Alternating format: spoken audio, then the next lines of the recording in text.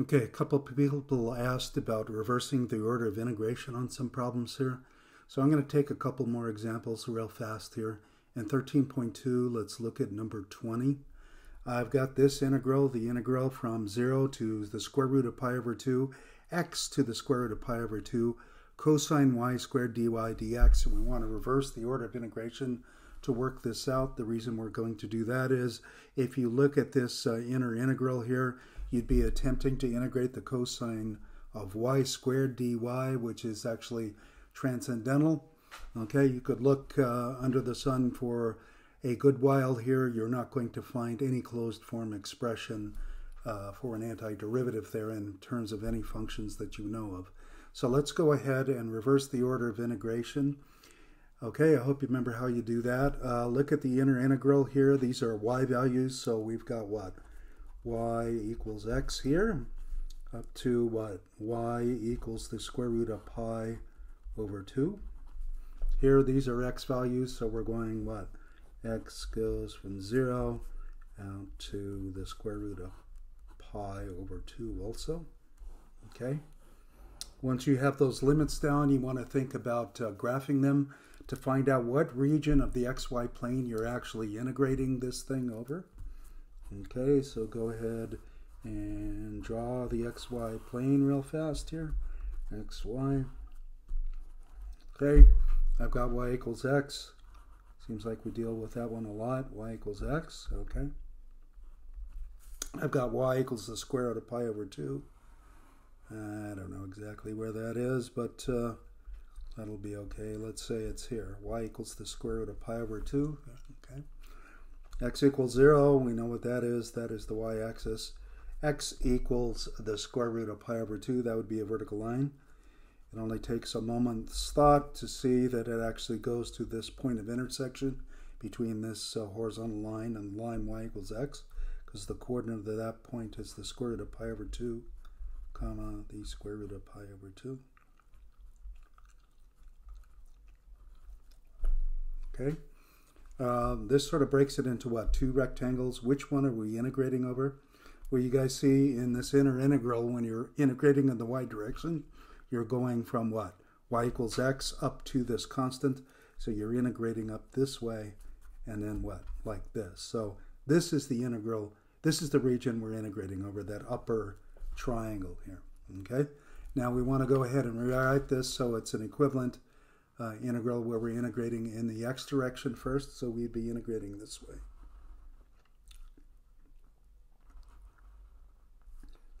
So let's make our little picket here. Let's maybe give this a name. I'll call it I, so I can make a statement about I here.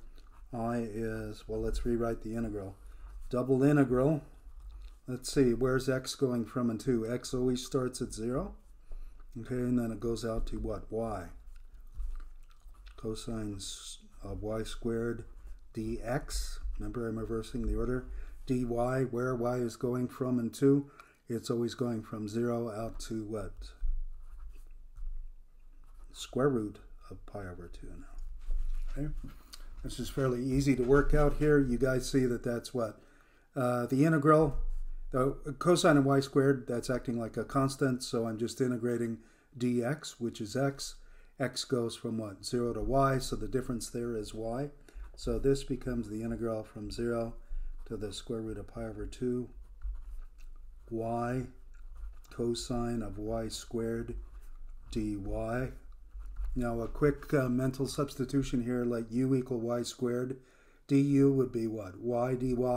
So I've actually got the following for my integral: 1/2 antiderivative, if you will. Okay. Do a quick mental double check. Differentiate that with respect to y, right? I would get what? Cosine of y squared times the derivative of the inner function would be 2y. Hits the half, becomes 1y. So I would get y cosine of y squared. Okay, so it's looking good. Yeah, square root of pi over 2. Let's go ahead. We've got a common factor of a half. So that's half of what? The sine of the square root of pi over 2 squared is pi over 2. And then 0 squared is 0. So we've got that. and that looks like a half. Okay, so there it is. That's the answer to that one, number 20. Let's go ahead and look at number 22 here. I've scribbled this out for you. All right, once again, look at that inner integral. You're integrating with respect to y. Tangent squared of y over what? 1 plus the natural logarithm of y. That looks like a tall order to fill. Let's reverse the order of integration and see if this doesn't work out for us here. When I reverse the order of integration, I do not need to draw a picture. Why? Do you guys notice the limits of integration are what? Constants here. What are we integrating over? We're integrating over a rectangle.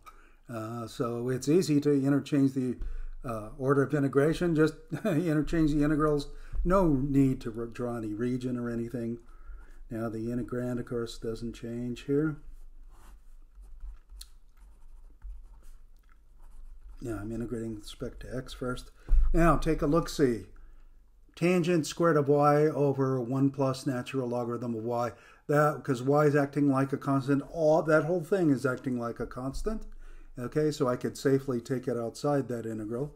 And I'm just going to imagine doing that.